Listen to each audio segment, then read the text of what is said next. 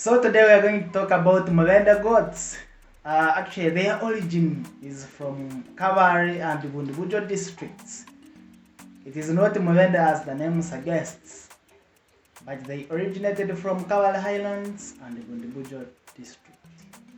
So currently in Uganda, it is the biggest indigenous goat that we can have.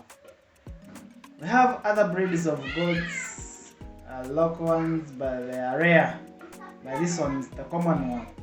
They are mainly black in color, and some have other spots, but mainly black, and some have brown colors, but the main color is black. So a bull weighs between 35 to 50 kgs, and a sow weighs between 30 to 40 kgs, a mature one.